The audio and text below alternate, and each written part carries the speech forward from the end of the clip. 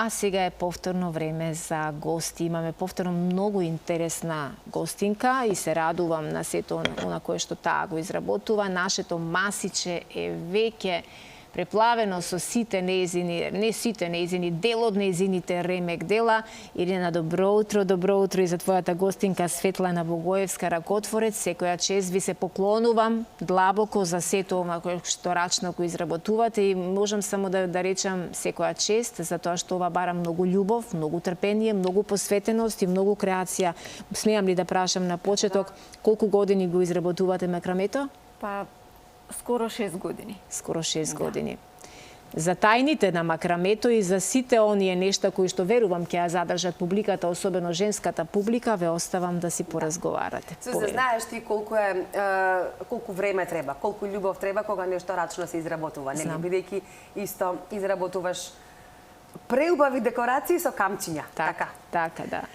Ете така, почитувани, она што ќе зборуваме во наредниве 15 до 20 минути е макраме техника, која што нашата утринска гостинка Светлана Богоевска, ракотворец, како што ја најави и Сузе, веќе 6 години изработува најразлични предмети од макраме техника. Ова е на нашата гостинка хоби, значи тоа не е нејзина примарна професија, и брендот по кој што таа изработува се вика Диоса макраме. Светлана, еве и официјално добро утро. Добро ми дојдовте во утринската програма Диоса макраме. 6 години постои овој бренд на пазарот. Ке зборуваме за макрамето како техника, за историјатот и за тоа каква техника е, ама сега да ве прашам, што значи Диоса? Мене ми звучи како шпански, ама можеби грешам. Да, Диоса е шпански збор и значи Божица. Идејата ми беше бидејќи идејата првична ми беше изработка на накид, сакав да покажам дека секоја жена во себе има една убавина која што може да се истакне и со макраме накидот. Да. Сега вие не изработувате само накид, изработувате се, еве имаме ние на нашето масиче, имаме и фотографии, малку подоцна ќе ги побараме и фотографиите, ама сега сакав да ве прашам од кого вие ја совладавте оваа техника? Од кого учевте макраме? Техника. Значи, години наназад, крајот на 70-тите, почетокот на 80-ти, мојата мајка се заинтересира за макрамето и во тој период беше многу интересно што немаше од каде да се научи оваа техника, па освен од книгите што се порачуваа, нели, преку списанија. Така да, таа имаше 2 книги од кои што учеше, и ден денес ги имам тие книги. Сакате да кажете дека вашата мајка е самоук, така? Да, сама и потоа вие гледајќи ја, следејќи ја? Да. Предпоставувам Јас бев мала. Тој период успешно направив една алка, која што, ете, тоа ми е првата ракотворба од макраме. Меѓутоа, рачните изработки во мојата фамилија не беа непознати. Да.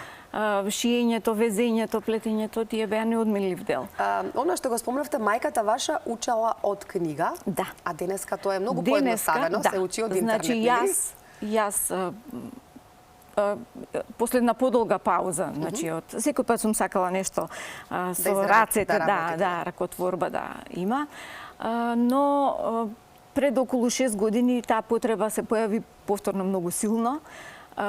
Земав да плетам со чингелајче, нели, така се вика, иглата која што со една игла. Меѓутоа набрзо поминав на макрамето. Направив едни обетки и учењето всушност сега е многу полесно, затоа што со интернетот сега велат од интернет, од се може да се најде. Има многу видеа со обуки, туторијали, кој сака да научи, може да се седне. А има и работилници, така претпоставувам дека има работилници кои сака може да се пријави. Значи, било како кој има желба да научи, може да. Сега ја го споменавме макрамето, ќе кажеме малку подоцна каква древна техника е ова. Што е потребно за да се изработува макраме? Имате вие, еве, веќе одати и фотографиите, тоа се вашите производи, она што вие го изработувате. Ајде, бидејќи одат фотографиите, да ни кажете што вие изработувате. Покрај накид, еве, ова е и делот облека, така? Значи, да, гардеробата и големите парчиња дзидни декорации ми се омилени, затоа што ми дозволуваат поблизок контакт со клиентите. со некои што го нарачуваат тоа Ова е парче. преубав гердан. Да. Накитот се изработува од, значи има неколку типови на конци во зависност од тоа како се ова е последната изработка, нешто огромно, најголемо. Така, како завеса доаѓа? Може да се користи како завеса, затоа што подлогата... Како слика, нешто така му дошла? Како таписерија, порано таписерија ги викавме, да. Значи, за накитот се користат многу тенки конци и изработката на накитот уште се вика и микромакраме. Конците се восочни и се со дебелина од 0,5 до 1 мм.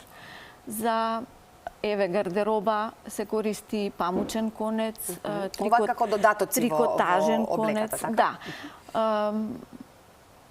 Постојат, значи, различни типови обетки, да.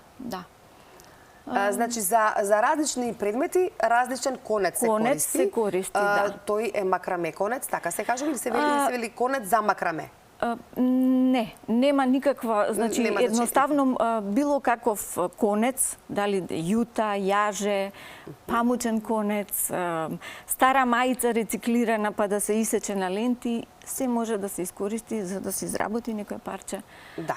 Сега покрај конецот, што е друго потребно за изработка на макрамето? Макрамето е рачна изработка и е интересно што не се користат воопшто никакви други алатки. Односно, се врзуваат чворови, јазли со рацете и има основни чворови и во зависност од тоа како ќе се насочат чворовите и како ќе се искомбинираат, излегува тоа кое што сакаме да биде како крајен резултат. Значи нема алат, туку нашите раце, прстите се алатот, да кажам, во наводници, и со конците се изработуваат сите овие преубави дизајни, шарки. Како ви доаѓа инспирацијата? Од каде гледате? Од YouTube, во соработка со клиентите ваши? Како ги правите овие навистина преубави дизајни? Инспирацијата во зависност од тоа што сакам да направам, ако имам некоја идеја да сакам да направам колекција, например, обетки, инспирација од природа, од моменталните трендови. Потоа следам многу макраме, многу подобри изработувачи на макраме светски, кои што дел изработуваат накит, дел гардероба. Модни додатоци, така, модни додатоци, да.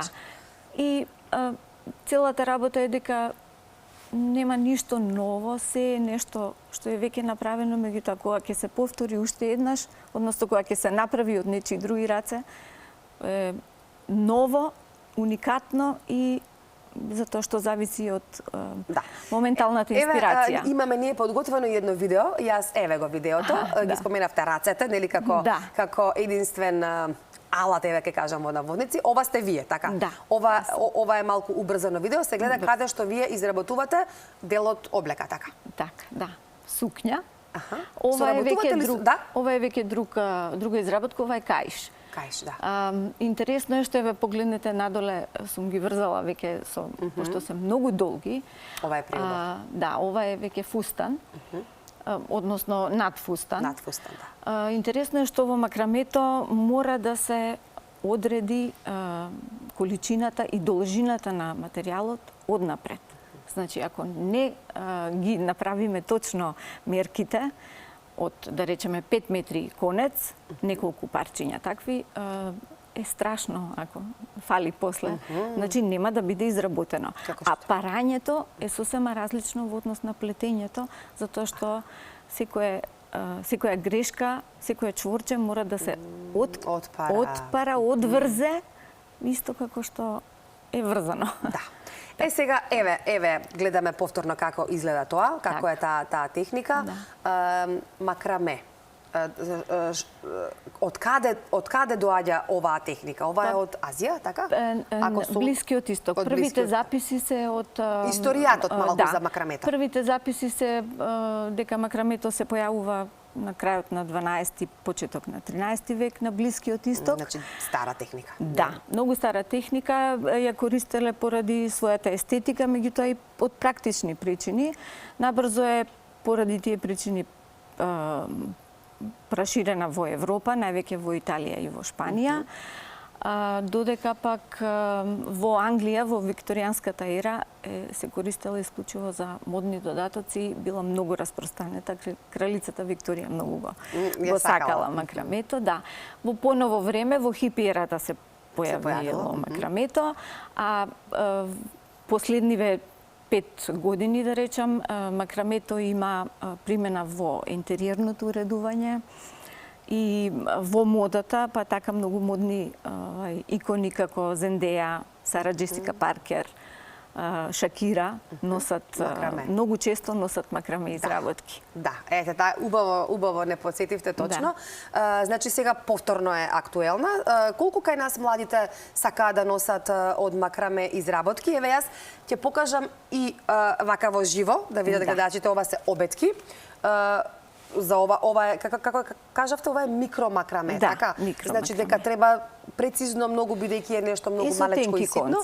И со потенки конци. Ова се обетките, еве вака може да ги покажеме во живо. Да видат и гледачите како изгледа. Еве ки, обетки од макраме се носат, обетки сега, периодов. Јас само додека е вака кадарот, ќе ги замолам колегите, ова е нешто што ве инспирира од нашето поднебје, така, ова е македонски вес, така, од макраме? Значи, макрамето, оваа техника во макрамето се вика кавандоли, е многу слична со нашето ткаење, односно не со начинот на изработка, туку со изгледот како ткаено.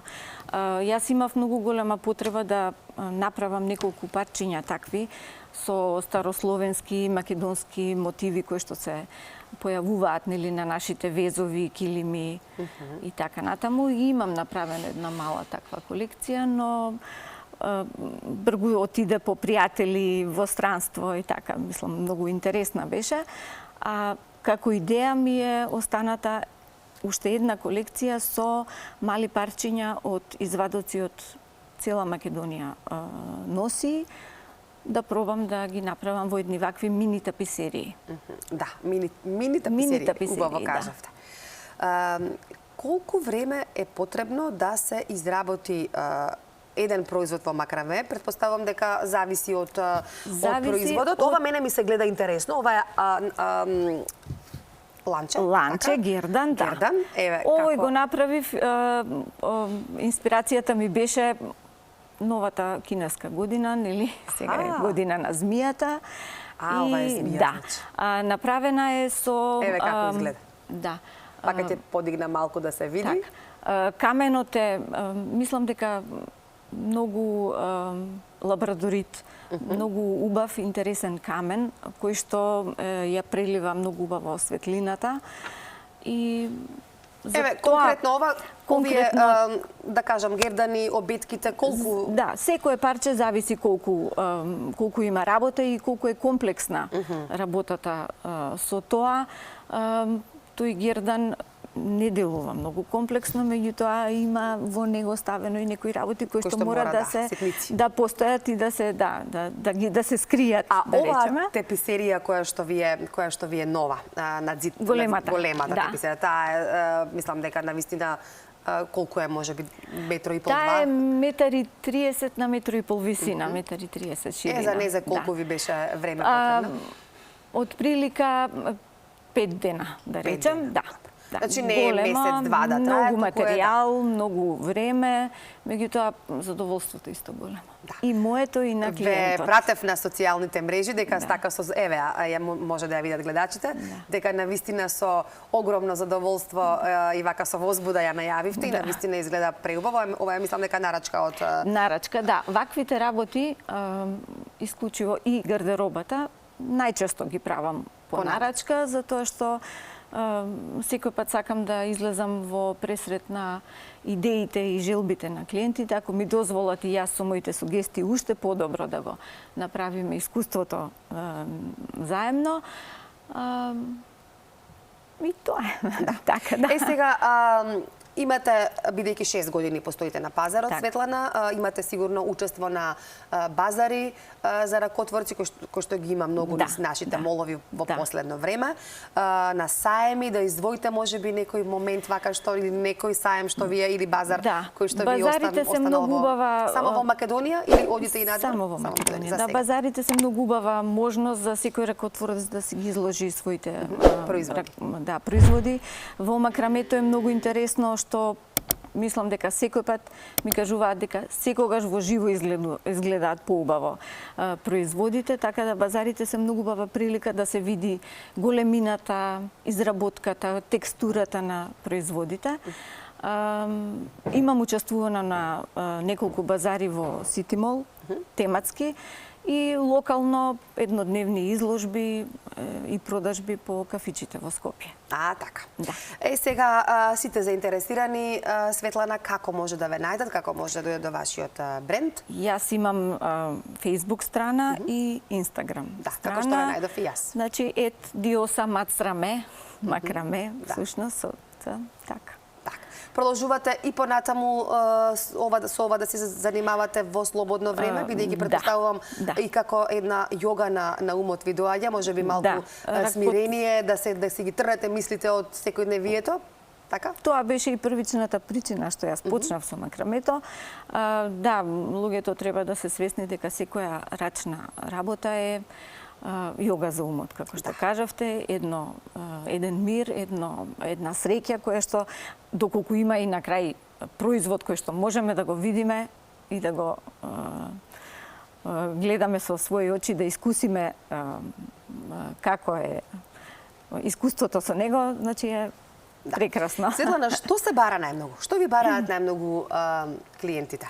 Сакаат повеќе накит или можеби се тоа украсите и за маса и овие на зид таписерии, како што беа, ги викавме порано. Да, таписерии, зидни декорации, сега по-модерно да се каже. Значи, како што кажав, сите тие гардероба и зидни декорации, бидејќи се изработуваат со померка на клиентот и по мерки на телото, ако е гардероба, и по избор на бои и се тоа, се работи, значи, со договори по нарачка, освен доколку немам некоја спремна колекција од гердани или обетки, па да може да се купи тоа, да се види на страната кај мене и да се купи. Секој пат сакав да кажам дека највеќе го сакам предизвикот што го поставуваат пред мене клиентите со некои нови барања, како што беше ова голема изработка, еве и ова што оди сега, наметки, фустани, се тоа е нешто ново кое што некој го видел некаде на интернет и посакал, знае дека јас изработувам макраме и посакал да го има. Претпоставувам дека не застанувате тука, си продолжувате да се работите и понатаму. Имаме сега во пресрет на Великден, можеби ќе има и саеми, дали имате нешто во план некаде да најавиме некое учество на саем или сега за сега? Во саем не еднодневна изложба во еден кафич, во кафичот Погон. Така, тоа ќе биде некаде пред великденските празници, претпоставувам. Светлана, ви благодарам за гостувањето, ви благодарам што пренесовте дел од вашето знаење околу макрамето. Верувам дека ги заголицавме, како што кажа Сузе, малце повеќе можеби женскиот дел од нашата публика околу оваа техника. Оние кои што можеби сакаат да почнат нешто да изработуваат, може да се вклучат, нели, и да изработуваат макраме. Слободно може да ме исконтактира. Потребно е само конец, нели, и техниката на рацете. Така, да. Да ве исконтактираат ако сакаат да... Ако сакаат да научат макраме, ќе бидеме во контакт, јас и работилници можам да одржувам, така да, тоа е. Ви благодарам многу. Ви благодарам, Ирена, и на вас. Ќе се видиме во следна прилика. Ќе ни гостувате повторно. Благодарам.